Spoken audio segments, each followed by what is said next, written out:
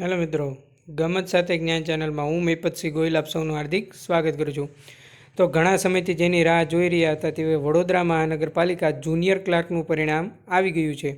તો જો કોઈ પણ મિત્રો જે સિલેક્શન લિસ્ટમાં નામ આવી ગયું છે તેમને કોંગ્રેચ્યુલેશન, અભિનંદન.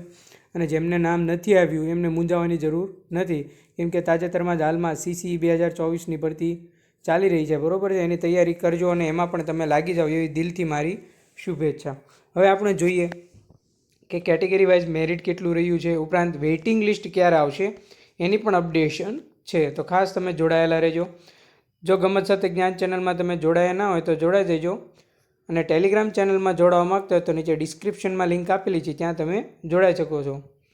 આવી તમામ સ્પર્ધાત્મક પરીક્ષાની ઓલ એક્ઝામની નાનામાં નાની માહિતી તમારા સુધી મળી રહે એના માટે મેં આ ચેનલ બનાવેલી છે. અને ઉપરાંત ક્લાસ 3 એક્ઝામની હું તૈયારી પણ કરાવી રહ્યો છું. તો તમે જોડાવામાં માગતા હો તો જોડાઈ જજો, અને ગમત સાથે જ્ઞાન ચેનલને લાઇક કરી દેજો, શેર કરી દેજો, સબસ્ક્રાઈબ કરી દેજો, જેથી આવનારી તમામ સ્પર્ધાત્મક પરીક્ષાની નોટિફિકેશન તમને મળી રહે. બરાબર છે મિત્રો. હવે જોઈએ આપણે તો જનરલ છે. જનરલ આપણે કટ ઓફ માર્ક જોઈએ તો મિત્રો કોમન છે 143 પોઈન્ટ સમથિંગ અટકેલું છે. EWSનું કોમન મેરિટ આપણે જોઈએ, cut off 139, SCBC common 139, SC category 138, ST category 117, અને PH આપણે હેન્ડીકેપ મિત્રો છે તેમનો 81.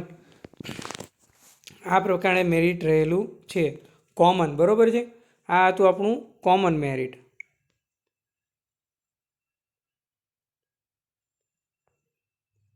ત્યારબાદ આપણે જોઈએ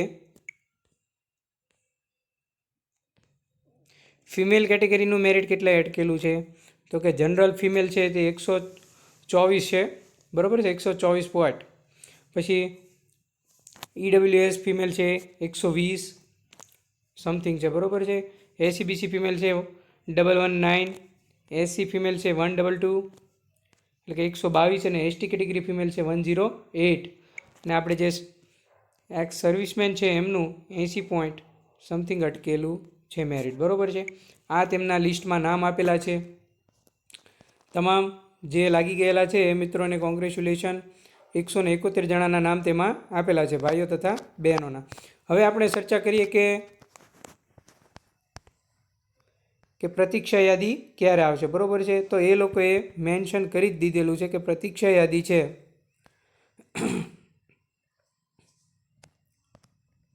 આ જોઈ લો તમે.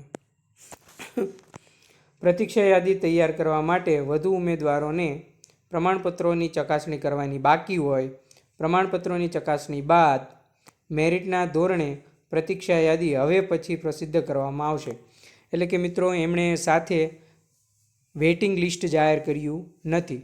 શું કામ જાહેર કર્યું નથી એની પણ એમણે નોંધ મારેલી છે, બરાબર છે. એ નોંધ ખાસ તમારે વાંચી લેવાની રહેશે કે પ્રતીક્ષા યાદી છે એ તૈયાર કરવા માટે વધુ ઉમેદવારોને પ્રમાણપત્રોની ચકાસણી કરવાની બાકી છે. આ પ્રમાણપત્રોની ચકાસણી બાદ મેરિટના ધોરણે પ્રતીક્ષા યાદી હવે પછી પ્રસિદ્ધ કરવામાં આવશે, બરાબર છે. ઉક્ત યાદીમાં સમાવેશ નહીં થયેલા ઉમેદવારો પૈકી લાયક ઠરેલ ઉમેદવારોને મેરિટના ધોરણે પ્રતીક્ષા યાદીમાં સમાવેશ કરવામાં આવશે. એટલે કે આ જે યાદી છે સિલેક્શન યાદી એમાં સામેલ થયેલા નથી, બરાબર છે. એટલે આ લોકો છે એ કન્ફર્મ છે. એ પૈકીના લાયક ઠરેલ ઉમેદવારોને મેરિટના ધોરણે પ્રતીક્ષા યાદીનો સમાવેશ કરવામાં આવશે, જેની સંભવિત ઉમેદવારોએ નોંધ લેવાની રહેશે, બરાબર છે.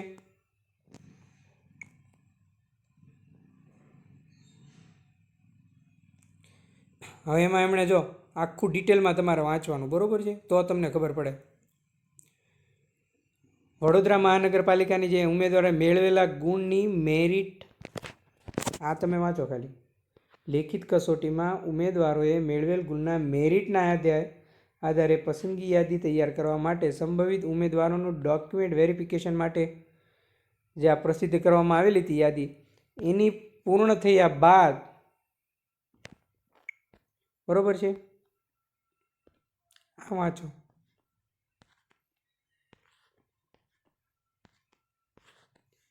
એનેક્ષર એમાં આપેલી છે, બરાબર છે. અને ગેરલાયક થયેલ ઉમેદવારોની યાદી છે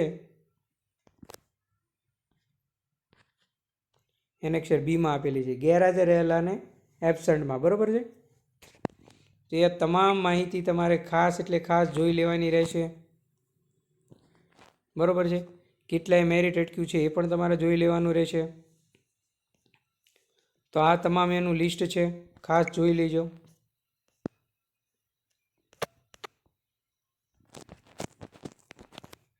જેમના નામ નથી આવ્યા એમને મૂંઝાવાની જરૂર નથી, બરાબર છે.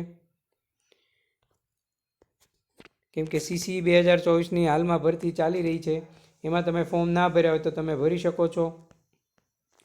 એટલે હવે કોમેન્ટ નહીં કરતા કે સર વેઇટિંગ લિસ્ટ ક્યારે આવશે, કેમ કે એમને ઓલરેડી મેન્શન કરી જ દીધેલું છે, બરાબર છે.